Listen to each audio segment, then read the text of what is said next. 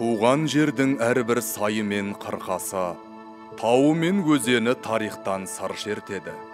Әрбір жер атауының төркіні туралы талай-талай аңыздар мен әңгімелер бар.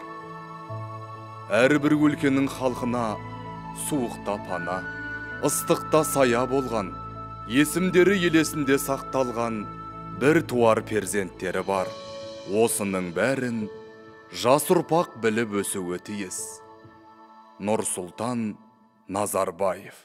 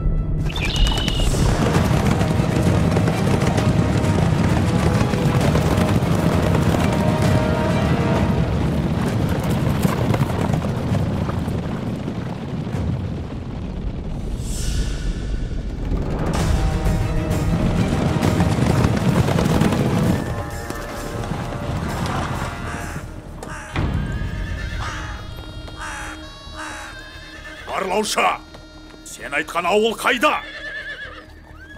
Ұлы Қонтайшым, кеше ғана осы жерде 30-40 үйлі ауыл мал жандарымен жатқан болатын. Өз көзіммен көргенмін. Ал анау жалғыз үй неге тұр? Білмедім, Қонтайшым. Ане, төс алды ма?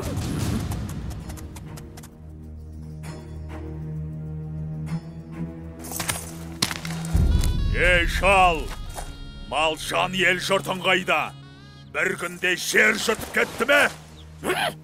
Ел жұртымды шабайын деп, оңай олжа табайын деп келсең, қапы қалдың, Қонтайшы. Олар түнде көшіп кеткен. Көшіп кетті дейді? Ал сен неге көшпедің, шал? Әлде мені мүсірке баяйды деп отырмысың? Жоқ, сенен аяушылық күтпеймін. Әне, анау қарлығаштың ұясындағы сарауыз балапандарын көрдің бе? Балапандары қанаттанғанша үйімді бұзбайын деп шештім. Жау жағадан алды екен деп ұяны бұзып, балапандарды шырылдатқым келмеді. Обалын ойладым. Обал деймісің? Олай болса, қылышымды былғап обалыңа қалмайын. Жалғыз өзің жапан далада аштықтан ажал табасың. Көрейін сонда мына құстарыңның аузыңа су тамызғанан. Қарлығаш әулие. Кеттік. Қазақтың даласын қанға бояп, ұлдарын құл, қыздарын күң етпесем, Қонтайшы атым құрысын.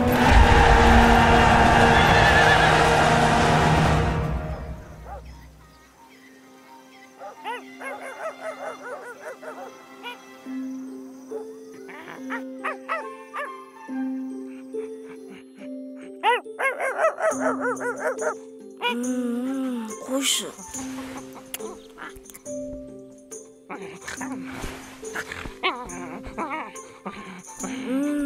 Ұйқы көрмедің ғой, Ақтөс.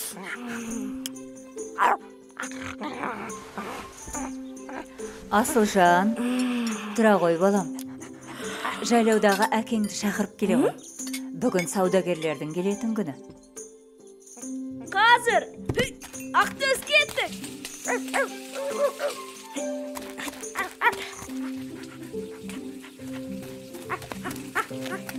Асылжан, асықпай отырып жеп алмадың ба? Қане Ақтөс, кім жейрек?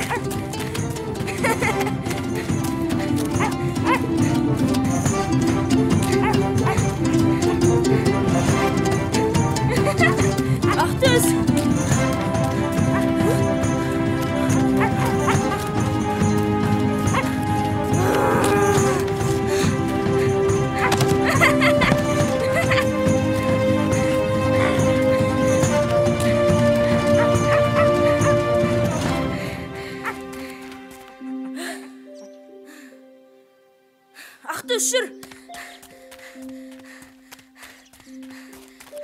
Әке, сізді анам шақырып жатыр. Жарай. Асылжан, биыл тауда жабай қоян ерекше көп екен. Тағы атып алайын. Сен беткейдегі жылқыны көре қойшы. Сосын мен саған қоянның етін жақсылап отқа қақтап берейін. Жақсы, әке. Олай болса біз кеттік.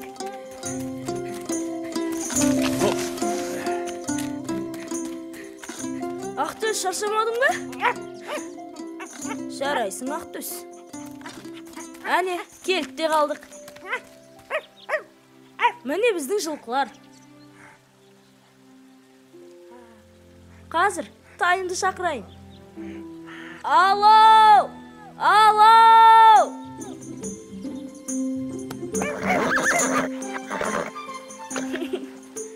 Алауым менің.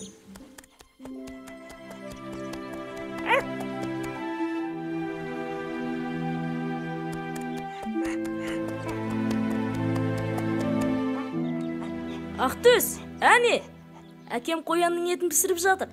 Сен де бір тоятын болдың.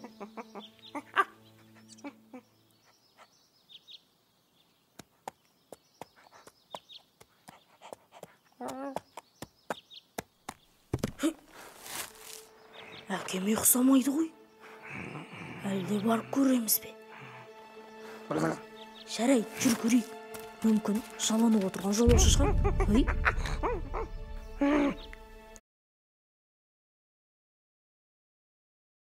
Я очень боюсь потерять дочь. Моей дочери Амиры острый лимфобластный лейкоз. Это рак крови. Анау кімдағы? Иә. Не білдің? Алатаудың күнгейін түгел аралап шықтым. Қазақтар жайбырақат жатыр, қойсына бастарға жұмыртқалаған заман дейді. Бозторғайды. Ендеше мен қойсыне жылан жұмыртқалатам. Ал сен Қаратаудың маңайын барлап қайт. Онда қазақтың қанша ауылы бар екенін біл. Сосын осында кездесеміз. Ләппәй қонтайшым. Ал, көріскенше.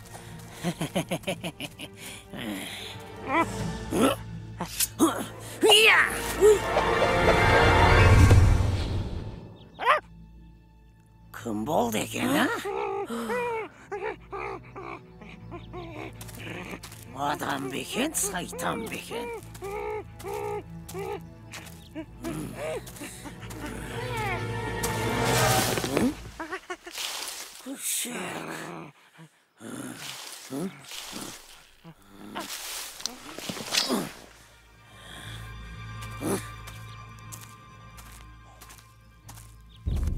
Бұл кімдер болды екен? Бірақ түстері суық. Жүр, тез кетейік.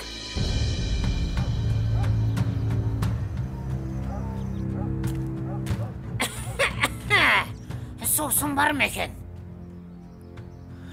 Ассалаумағалейкум. Әрине. Алыңыз. Көп жаса шырағым. Осы маңайда тағы да ауылдар бар ма дей? Әке, жылқыларды көріп келдім. Беткейде жүр екен. Асығыс болмасаңыз үйге қонақ болыңыз. Рахмет, асығыс едім. Келесі жолы келермін қонаққа. Жолыңыз болсын. Әке, мына адамды тоғай ішінен көрдім. Олар бізге қарсы жоспар құрып жатыр. Ойлары жаман. Қой балам, ол бір мүсәпір жолаушы ғой. Олай деуге болмай. Рас айтам, әке, ол бізге жау.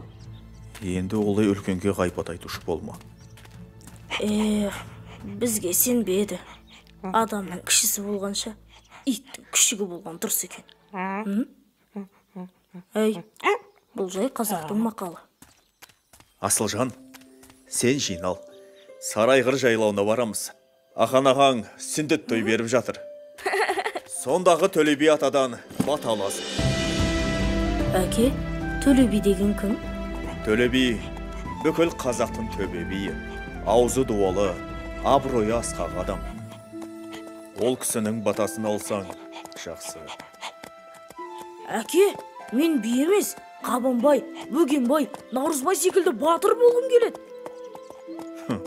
Баламысың деген, жарайды.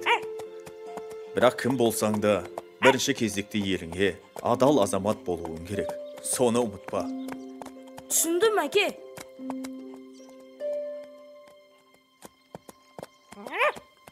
Балам, тоқташ.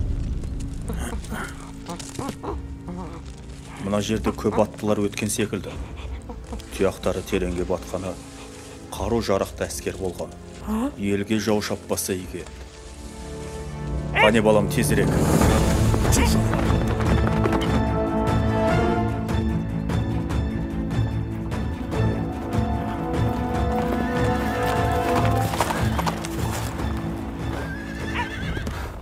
Ассалаумағалейкум. Армысыз, төбе би. Не болған сұрауға тілім бармай тұрғаны. Қарақтарым, жау жағадан алды деген осы. Бір жақсы мал жанаман. Алдын ала ауылды көшіріп үлгердім. Енді тездетіп арқаға Қазбек биге, жайықта Әйтеке биге хабар жіберу керек. Ордабасыға құрылтай шақырып, 300-дің басын қосып бірікпесек, жауға тойтарыс беру қиын. Дұрыс айтасыз би аға. Бар қазақ жұдырықтай жұмылып, жауға соққы берер сәт келді. Рұқсат етсеңіз, хабар беруге қазір аттанайын. Мен Аханның інісі болам, есімім Ерболат. Ал мынау менің ұлым Асылжан. Бата беріңіз би аға. Олай болса, жортқанда жолың болсын балам. Асылжаның ел қорғар батыр болып өссін. Аумин. Аумин. Ал енді аттан балам. Жарайды. Әке, енді не істейміз? Балам, ал сен ауылға қайт. Жігіттер 5 қаруын сайлап дайын отырсын. Жолда абай бол. Өзіңе Алла жар болсын. Шу! Ша, балам, ша! Ақтөс, сен де қалма!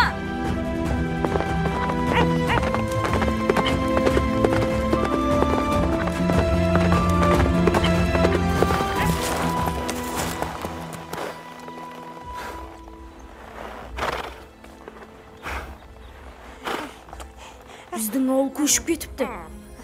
Бірдеңнен сезген болар. Қайда кетті екен? Ал біз кіші болсақ та елімізді қорғауымыз керек. Өткендегі жерде жаулар кездесеміз деген, сонда барайық. Ақтөс, шаршама.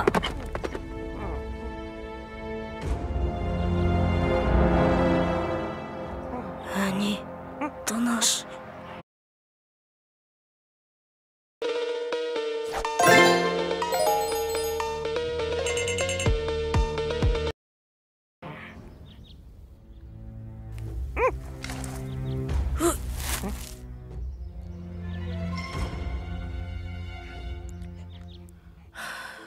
Байқамады. Жүр көрейік.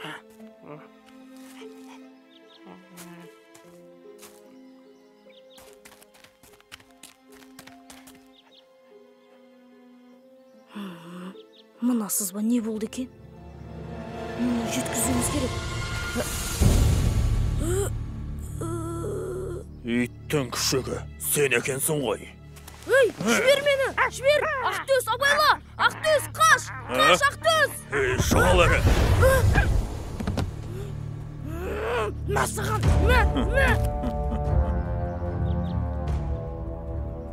Жат енді осында жабысып. Кешке сені орда қалып кетем. Басы байлы құлым боласын. Ұқтың ба? Ей, боқмұрын.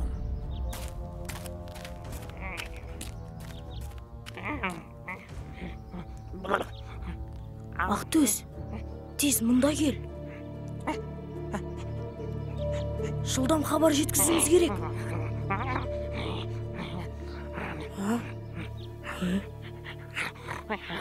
Жарайсың.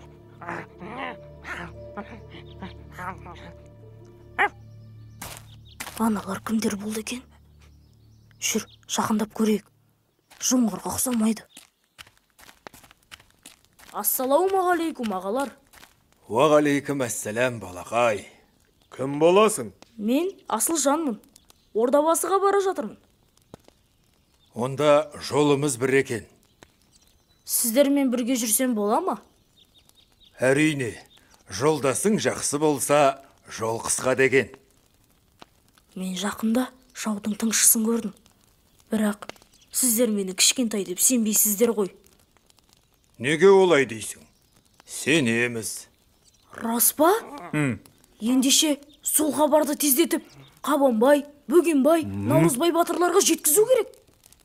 Сіздер сол батырларды көрдіңіздер ме? Жоқ. Ондай батырларды білмейді екенбіз. Қалайша? Олардың ерліктерін бүкіл ел айтып жүр ғой. Естімедік. Егер сен айтып берсең, тыңдар едік. Иә, жол қысқарсын. Әрине, айтып берейін.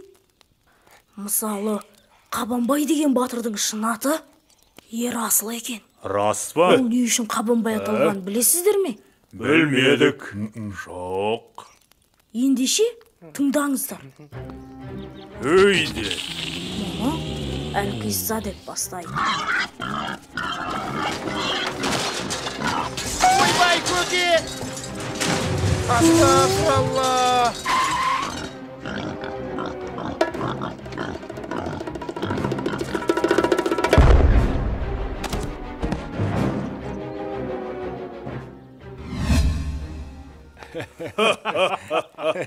Қатырдау. Бәрекелді. Қабанбай осал болмады. Ал, Бөгенбайдың батырлығы қандай екен? Олай болса, тыңдаңыздар. Бөгенбай батыр өте үлкен екен. Қалай десем екен? Міне, мына тас сияқты. Мәссаған.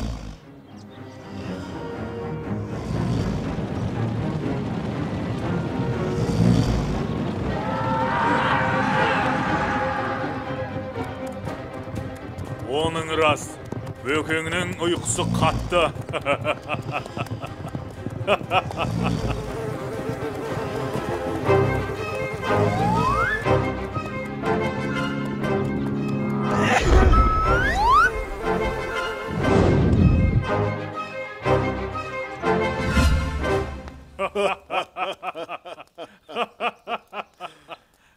Иә, Бөгенбай нағыз батыр екен. Ал, енді Наурызбай батыр жайлы біліп жүрейік. Ол жайында не айтасың? Наурызбай батыр жөнінде айтсам, ол былай болған. Бір кезде елге жау шауыпты.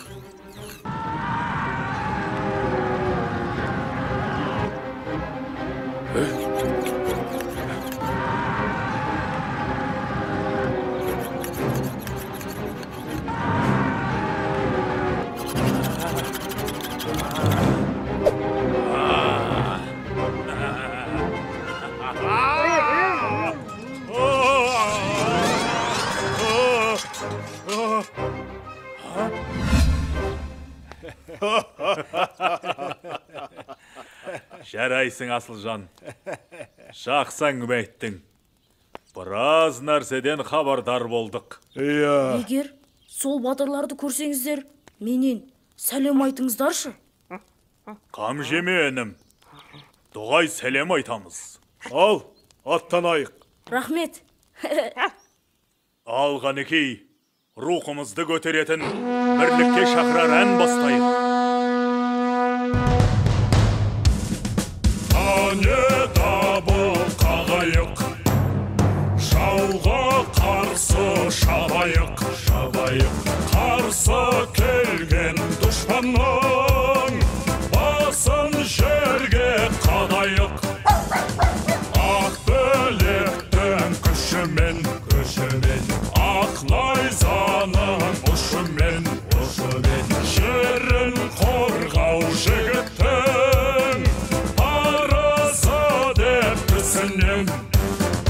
Ей, жолбарыстай жүректі, ей, батырларым білікті, кел жауға бірге шабайық, қабыл етсе тілекті. Ей, жерді азат етейік. Ей, ер парызын өтейік. О, сан ғасырлар аңсаған, армандарға жетейік.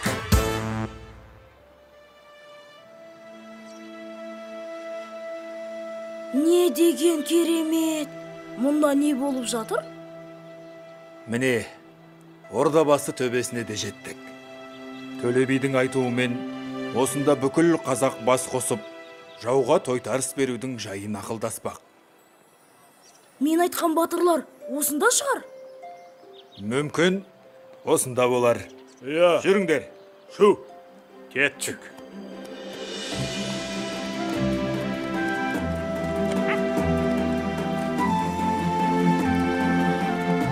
Мәссаған, қандай керемет! Бөгенбай, Қабанбай, Наурызбай батырларға жалынды сәлем. Саламат болсын. Бәрекелді. Сіздерге 12 қанат үй тігілді. Мұнда өтіңіздер. Жақсы, тынығып алсақ артық болмайды. А?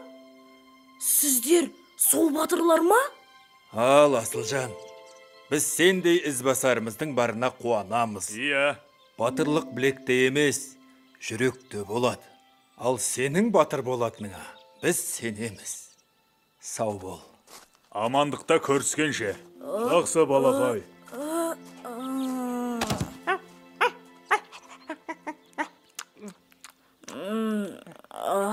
Ақтөс, не болды?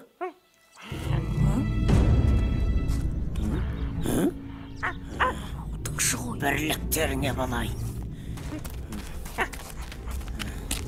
Не жоспар құрып жатыр екен бұлар? Ақтөс, әзір. Наурызбай батыр, сен сол қанатты басқарасың. Бірақ мына сайда жасырына тұр. Тез хабар берейік. Қайда барасың? Мұнда болмайды. Мен батыр ағаларға баруым керек. Шұғыл түрде.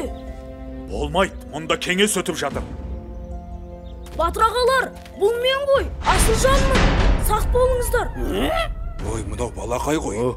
Иә, Асылжан екен. Кел, кіре ғой. Анда, мен көрген тыңшы сіздерді тыңдап тұр. Ой, еттің баласы. Не дейді? Көрейік. Некен? Сон неме? Қазір әкесін танытайын.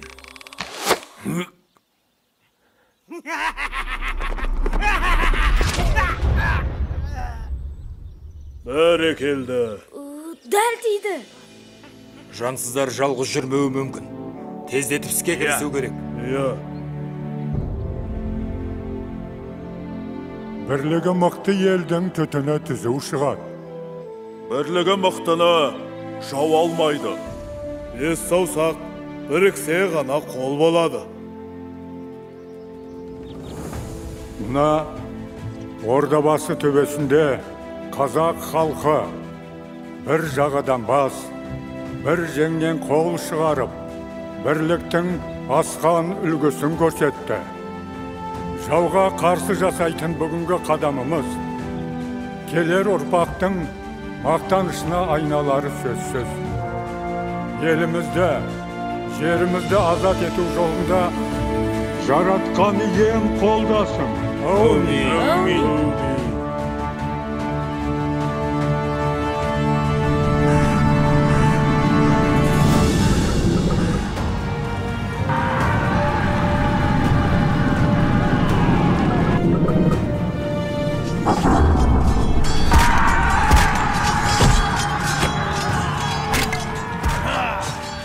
Осылайша қасиетті Ордабасы төбесінде бас қосқан қазақ елі жерін жаудан тазартып, бірліктің асқан үлгісін көрсетті. Бабаларымыз осындай байтақ жерімізді келер ұрпаққа мұра етіп қалдырды. Бұл сенің тарихың. Тарихыңмен мақтана біл, жас дос.